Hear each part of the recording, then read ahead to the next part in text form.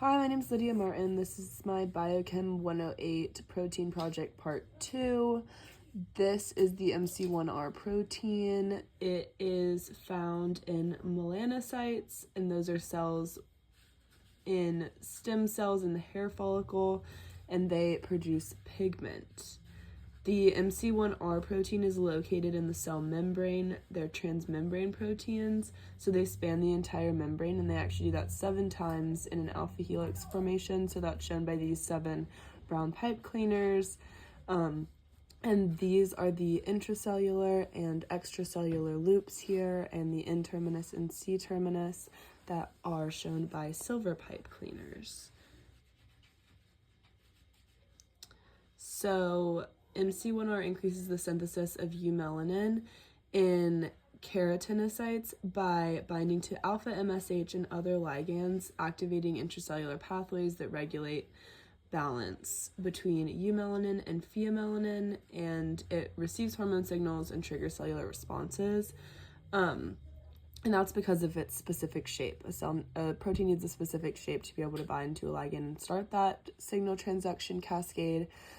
So the issue is when it deals with this R67C mutation, it's a single nucleotide substitution, but that results in the 67th amino acid, which is on the first extracellular loop, to change from an arginine to a cytosine. So this is the arginine with the yellow pipe cleaner ball, and this is the cytosine with the blue pipe cleaner ball. So this change is going to change the shape of this protein because it's going to change the bonding of this extracellular loop, creating different disulfide bonds and changing the shape. Therefore, it no longer fits in that alpha MSH receptor, and that signal transduction cascade is no longer going to occur.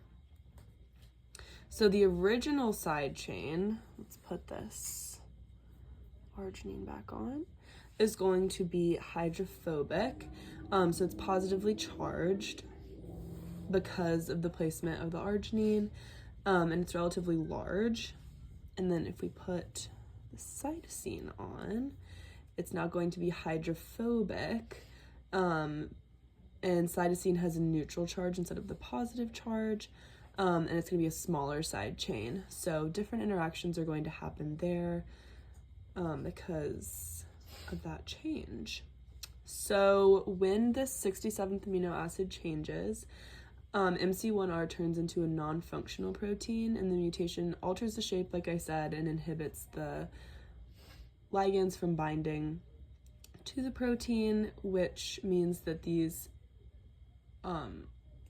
keratocytes are not going to be producing melanin correctly. So the limitations of this model are that we cannot see disulfide bonds. We cannot really see the change in shape of the side chain. We can't see the change in like how the entire protein shape is going to bend and not be able to fit into the receptor, because we don't have a receptor that fits this shape at the moment. So we can't see those disulfide bonds, and we can't see how production of eumelanin ceases to happen when it changes from this to this. So that is going to be my protein project. Thank you.